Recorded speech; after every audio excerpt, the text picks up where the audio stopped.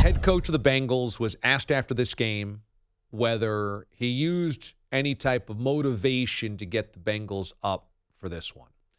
And he said yes. He said at this point of the season, he's looking for anything. He said week 1, not hard to get your guys up. Week 20, got to search for some stuff. He said, and I will search the depths of the internet to find what I need to find. So you heard the Bengals chirping about the AFC title game, neutral site that was planned without them. The Bengals felt robbed. They had to go on the road to play Buffalo because they had a chance to play them in Cincinnati week 17. Had they won that game and they were leading when DeMar Hamlin collapsed, they would have hosted this game. It would have been a 2-3 matchup in Cincinnati. And the Bengals felt overlooked. They drew the short end of the straw. The short straw, rather, when they decided what the seedings were going to be without that game being played. The Bengals took it personally. And Zac Taylor admitted that he was looking for motivation and used it. And I don't think Zac Taylor can be criticized here. Number one, I don't think he really needed to dig through the internet for motivation for this game when he says week 20 is different than week 1. Look, it's a playoff game. I would imagine all of the guys in your locker room who tasted the Super Bowl last year and lost have a desperate hunger to get back and win. And by the way, when you lose a Super Bowl, you almost never come back and win. It has happened twice in NFL history. The 71-72 Dolphins lost and then won the Super Bowl the next year. And then the 17-18 Patriots. That's it. A team coached by Don Shula, a team coached by Bill Belichick. A team with 5 Hall of Famers on it in Miami and a perfect season, and a team that was quarterbacked by Tom Brady. Those are the only 2 teams ever to lose a Super Bowl and come back and win the next year. So what the Bengals are attempting to do is historic.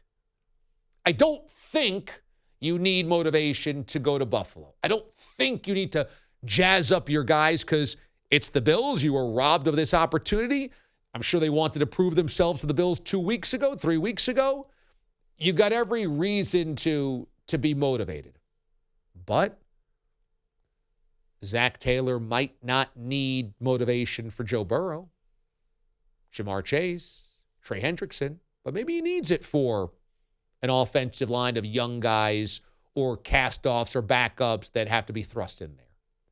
Maybe he knows he needs it for a guy like Eli Apple or a member of the secondary that might get significant snaps. Maybe he knows he needs it for a young guy that doesn't quite understand what happened last year or something like that. You know, to a man, it's not like you dig up something somebody said and then post it on the bulletin board and you know it's the same effect for everybody. Different guys need different stuff. And so Zac Taylor, I don't mind this. Also, ends justify the means. I mean, it was always so tiring when the Patriots would do this. Nobody believed in us. It's like, shut up. Everybody picked you to win the Super Bowl before the season. Every year we did this with the Patriots. Nobody believed in us. No, we didn't want you to win, but we expected that you would. But if it worked, it worked. Who cares? If Belichick and Brady whipped themselves into a frenzy, telling the locker room nobody believes in us, and it worked even a little bit, it doesn't matter if it sounded stupid. It worked.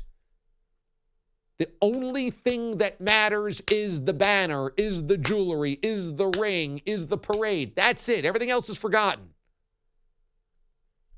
So if Zac Taylor dug up a Jack Stern column from CBSSportsRadio.com. Oh, no.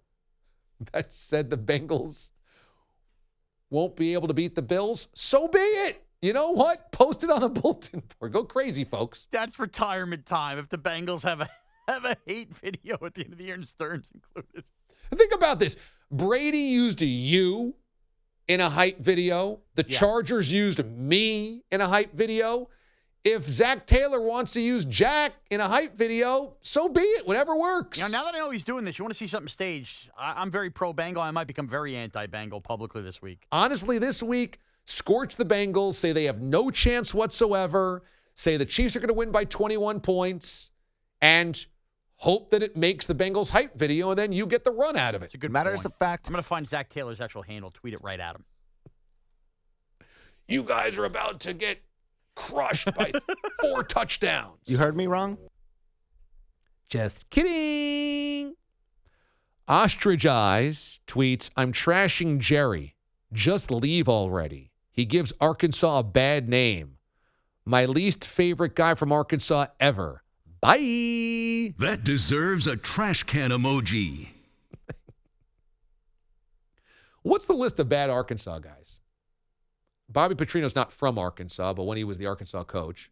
Well, yeah, I mean, I'd have to know who's from Arkansas, I guess, right? I mean, we like Bill Clinton despite the Monica stuff, right? I think we don't consider him a bad Arkansas guy, right?